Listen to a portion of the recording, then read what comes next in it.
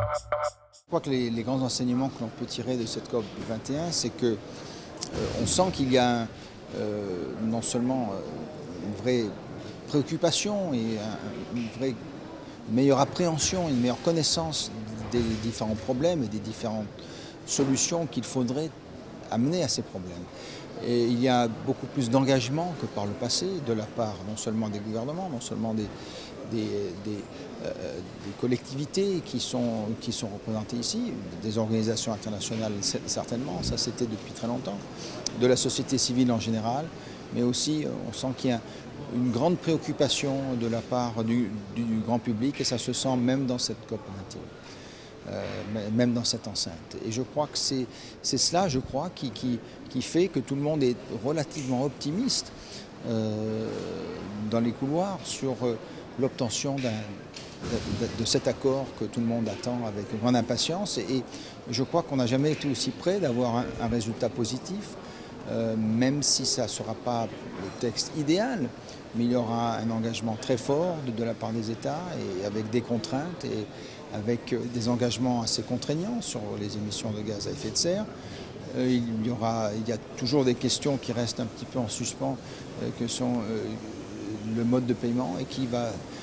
être contraint de payer tout cela. Et c'est le prix du carbone qui est très difficile de fixer pour certains pays. Et puis cette obligation de rendre des comptes. Et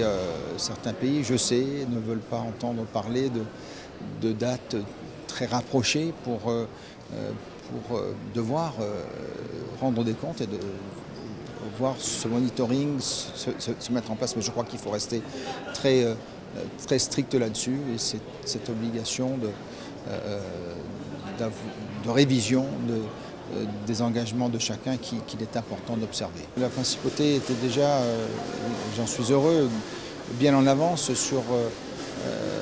la compréhension de ces sujets et d'essayer d'apporter notre petite contribution à cet élan et avec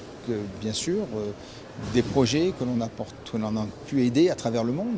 que ce soit avec le gouvernement, avec la coopération internationale, que ce soit avec ma fondation ou avec d'autres associations partenaires, mais aussi cette volonté que nous avons eue à Monaco de travailler sur des vrais sujets que sont la mobilité propre, que sont le respect de différentes règles en matière environnementale pour les constructions, pour l'emploi de certains matériaux, pour les déchets et j'en passe. Et puis c'est le fait d'avoir pu très tôt fixer des objectifs certes forts et certes ambitieux, mais que je crois que nous devons atteindre à l'horizon 2030 et 2050 et même au-delà. Et je suis très fier de ce que nous avons pu faire, très fier du fait que nous sommes parmi les pays qui se sont engagés le plus fortement. Mais il faudra bien sûr continuer bien au-delà de cette COP 21 et bien au-delà des autres COP qui suivront, et notamment celle du Maroc qui suivra l'année prochaine. Il y a encore beaucoup de travail à faire, énormément, et beaucoup de gens à convaincre aussi.